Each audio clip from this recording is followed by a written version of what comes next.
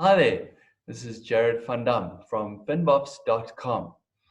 Now, understandably, we have a very much vested interest in our clients' financial future and are usually constantly looking to update ourselves on what's happening in the economy in which our clients do business, the most effective tools and behavior to navigate that economy.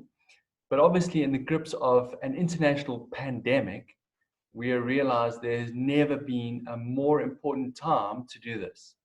And so we've really been trying to educate ourselves as much as possible. And we want to really just share that with you, what we've learned over a couple of weeks on real financial impacts of this virus and how it's going to affect us.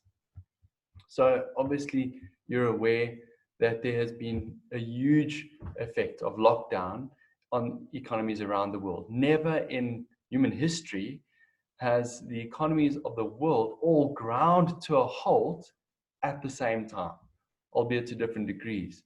And so economists who are honest will tell you that there is no textbook written for this. This is unprecedented. But the information that we're going to share is from, we'd say, the greatest economists in South Africa at the moment. And we do believe it carries some weight, although this is probably not gospel. Now, the rate of spread of this virus, of new cases, is absolutely critical. And that comes from the data that comes out of China. Now, China is about 80% back to functioning as a normal economy. And what it shows there is that the projection for the next quarter has a massive increase in production. So where the first quarter had a drop of about 30% in GDP, the next quarter is predicted to have an increase of 50%. So that's like the V-shaped recovery that people are sort of hoping for. It comes off the back of like an 8-week lockdown in that area. So the average for 2020 for China is still positive, although obviously not the same as previous years. Now, this is all based on the premise that they have got the virus under control and that sending people back to work is not going to cause another outbreak of the virus. And also that the data from China is accurate, which it's sort of common knowledge that it's not 100%, but it's at least a good base case to work from. So as it stands, now data from Europe isn't showing conclusively that these lockdowns are having the necessary effect of sort of flattening the curve, which means that very likely there'll be further lockdowns, which obviously has further economic effects further on down in the year. So whereas the first quarter, there's probably a contraction of about 22% in the Eurozone, the second quarter will most likely have a further contraction of another 15%. Now, as you know as well, the US is now by far leading as far as figures of this outbreak of the virus. And it's really having a massive impact on their economy. Last week saw something never before seen in the US history. 3.2 million people put in new applications. These are new applications for unemployment insurance. Now, in the height of the global financial crisis in 2008, the most it ever got to was 700,000. So from being a country with very low unemployment to having almost overnight about 10% unemployment is massive. So now the government and the US Federal Bank are putting into place massive financial assistance arrangements to try and help the economy keep going. And this is unlike anything that's ever been seen before. All the financial assistance that they put together during the financial crisis in 2008 are like a drop in the bucket compared to what they're doing now. There's $2 trillion that are being pushed into the system to try and help keep businesses alive through the lockdown. They've also dropped interest rates to the lowest ever, almost basically 0%, and there's extra tax incentives. Now, to fund all of this, they have to issue more debt. They need to borrow more money. So now the debt to GDP ratio is going to be sitting on around 120%. It's going to take them a long time, if ever, to claw their way out of all that debt. Obviously, the idea is that they need to keep the businesses going so that when the still employed are able to return to work, there's actually work for them to go back to. So I think if that's a little bit of history of the rest of the world, and it really highlights why the South African economy, starting off so much of a weaker base is so almost paranoid about keeping this virus under control. Maybe we don't get that from the general population, but the government is really very, very worried about it. They just don't have the reserves like the US and the EU do to boost the economy again if it has massive, massive losses like that. Now, to get the money to boost the economy, the government in South Africa, now after being downgraded to junk status, is finding it much more difficult to get that funding, to be able to borrow money. Although our debt to GDP ratio is only around 60%, the cost of that debt is obviously far higher because of our much lower credit rating. And obviously people are much less willing, or there's fewer people that are willing to lend to the South African government. So what does this really then spell for economic prospects for us going forward?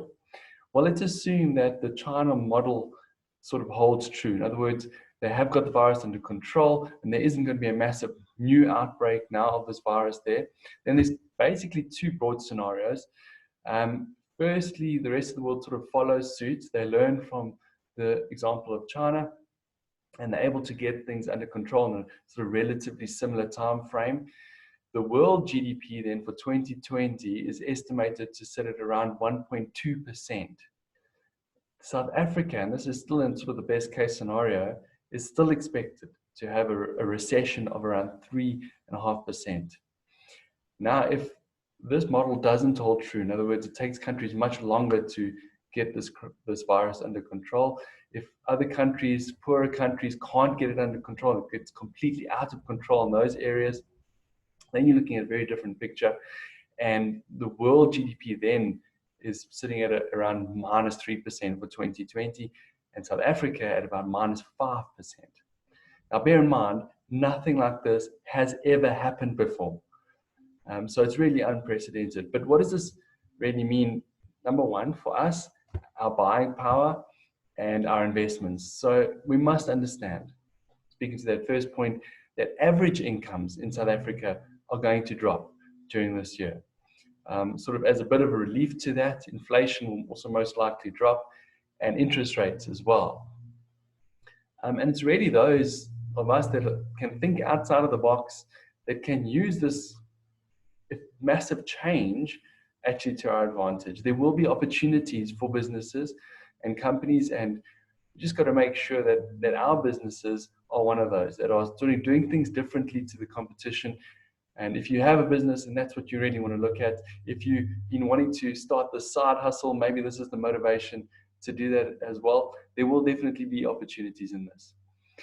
Regarding our investments, no doubt there's been no end to bad news. So you're very well aware of how bad sort of investments have performed so far since the outbreak of the virus, and with the oil crisis all happening at the same time. But as you probably heard over and over again, investment is not a short-term story. I like to use a line I read recently that the end of the world only comes once. And if this really is the end of the world, then investment performance is not something that you need to be worrying about. Maybe it's rather a good time to Google online Bible lessons.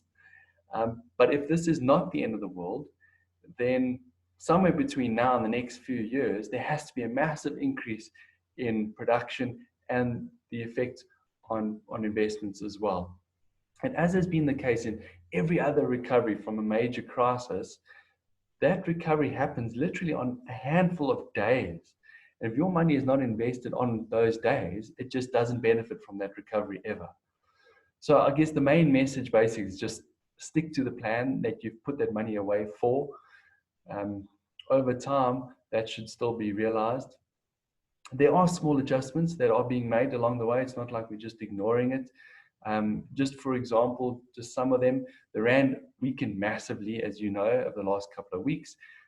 This is partly thanks to the downgrade and the South African economy, but it's more because the world is in this panic mode trying to sell assets, and the currency you need to sell stuff is still the US dollar. So there's been a massive increase in the value of the US dollar, and that's what's caused this big differential between the actual buying power of the Rand and the US dollar.